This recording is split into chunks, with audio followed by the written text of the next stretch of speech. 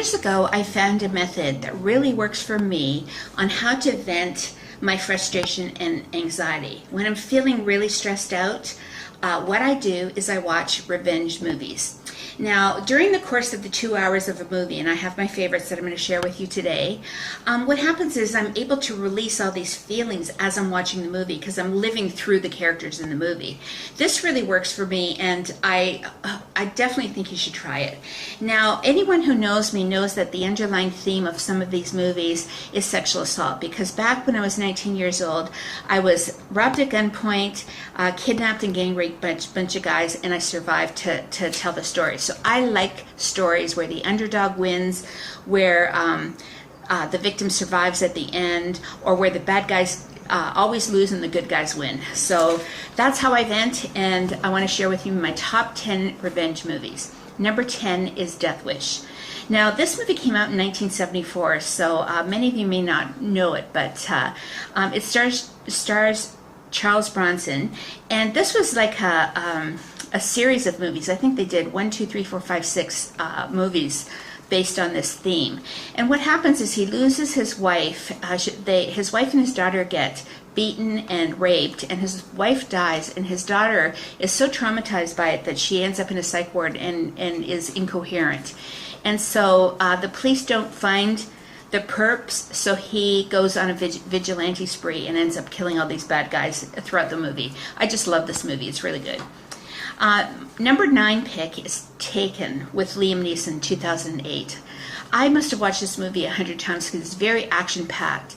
Now, his daughter gets kidnapped by human traffickers while she's vacationing in Europe. So he flies to Europe, and he's a former CIA agent with special skills, and he rescues her from all these bad Arabic guys, and in the end, you know, he rescues his daughter. So it's an amazing movie.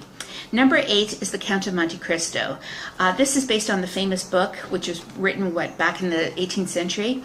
And it's about the main character who gets imprisoned falsely and gets framed for a murder, and is in prison where he's tortured and suffers and is starved and beaten, you know, for decades. And he escapes from prison, and he goes back to where, you know, his family is, and he gets everybody in the end, and he ends up with the girl, he ends up with the family, he ends up with the money, and he avenges everyone who hurt him. So it's an amazing movie. Number 7 is Colombiana. Now, this stars Zoe Saldana in 2011, and I love this movie because it's a female character that's the main heroine in the movie. Very action-packed, and she avenges the death of her parents. She actually becomes an assassin and avenges her parents, and in the end gets all these drug lords and kills them all, and it's just amazing. Love it. Number 6 is the movie Munich. Stars Eric Bana, 2005, and it's a true story based on the Israeli athletes who were assassinated at the Olympics, and the Prime Minister of Israel commissions this intelligence agent to go around Europe and Asia, hunting down the people that were responsible for the killings and avenging the deaths of the Israelis. So it's a really, really, really good movie.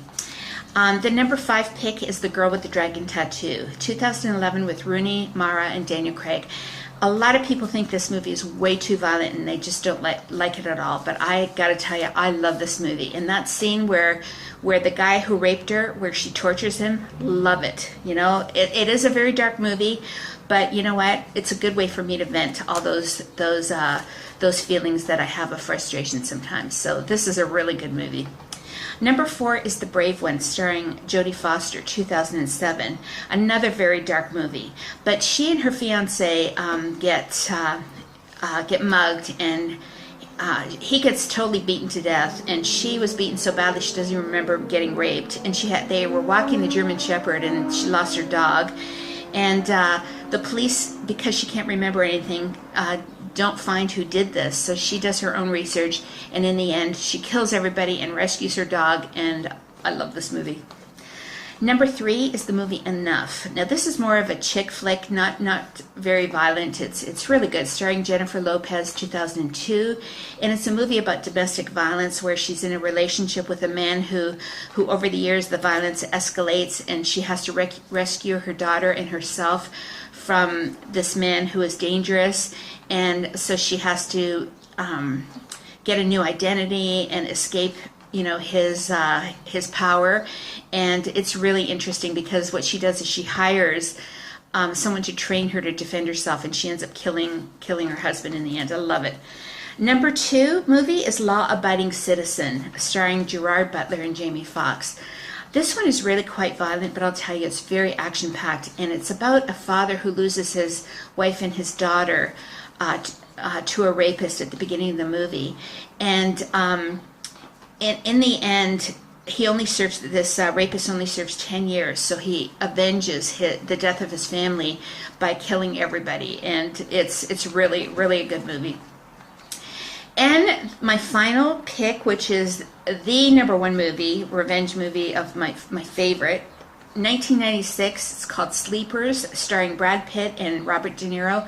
This movie is so good. It's a courtroom drama, and Brad Pitt and 3 other boys, that's what's hard to watch about this movie, and I have to fast forward through the parts where they show graphic child abuse, which is really hard to watch. But in the end, Brad Pitt becomes a lawyer, and he concocts this scheme to avenge everybody who hurt them in this movie when they were kids. So it has a great ending, and it's everybody wins, and I just love it.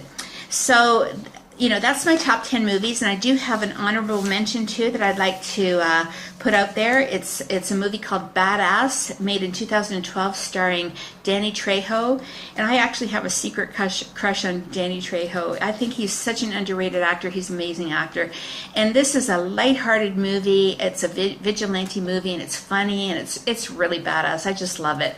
So there are my picks of some of my favorite movies that I watched over and over again to vent my frustration and my anxiety. So I suggest that you try it. It might work for you too. So please subscribe to my channel, and I'll see you at the next video. Thank you.